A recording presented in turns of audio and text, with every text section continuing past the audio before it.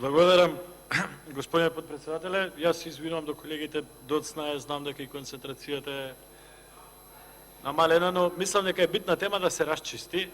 Неколку пати дискутиравме, јас бев тој што инициирав во собрание, покрај надворот собрание антикорупцијската, во врска со дилемата кој може, кој не може да биде министер за финансии, со каков капацитет заменик министерот може да ги обавува работите. Сакам да констатираме една работа, јас ќе го гласам ова автентично толкување.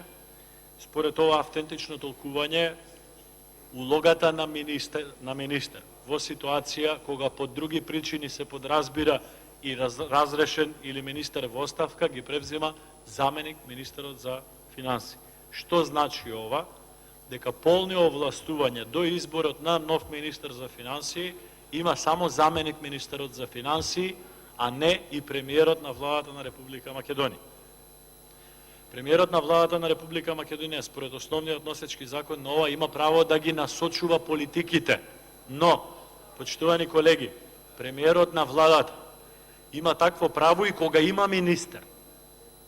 Тоа е во обемот на неговите ингеренции предвидени со устав и со закон. Дали тоа го прави непосредно, со консултации, разговори, тематски состаноци, ресорни состаноци, или го прави формално, преку предлагање на заклучоци на седница на влада, каде што владата ги задолжува поединечните министерства за спроведување на одредени политики, проекти, програми, воопшто е небитно. Но, мораме да потенцираме и да остане запаметено, дека според ова автентично толкување и според толкувањето нормално на уставот и на законите, и антикорупцијскиот, но и овие другите два закони кои што се однесуваат на работата на владата, единствен, овластен, подписник во име на Министерството за финансии во овој момент е заменик министерот за финансии. Господинот Зоран Заев може би имал желба да биде министер за финансии, но тој нема право да биде министер за финансии и нема право да подпише ниту еден акт во име на Министерството за финансии. Може да подпишува акти како премиер, не може да подпишува акти како министер за финансии.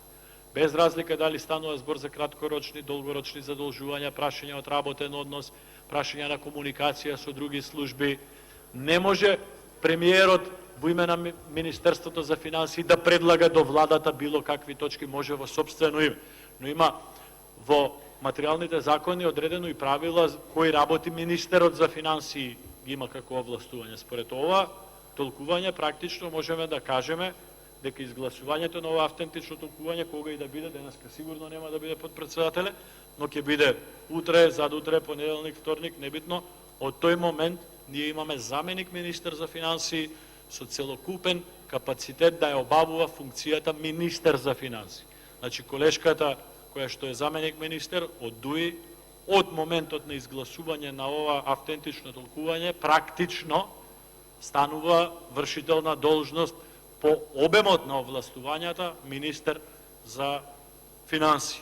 Ние немаме проблем, ова е апсолутно во корелација со ставот кој што го имавме во момент на предлогот на господинот Заев да биде и министер за финансии, но е во корелација и со толкувањата и со препораките од антикорупцијската комисија. Со ова автентично толкување, верувам дека и колегите од СДСМ ќе го гласаат, ја затвараме сагата на амбицијата на господинот Зоран Заев да оди по стапките на Никола Груевски еден ден да стане министер за финансии. Не може. Благодарам. Благодарам. Реплика пратеничката Мираковска Сонја, повелете.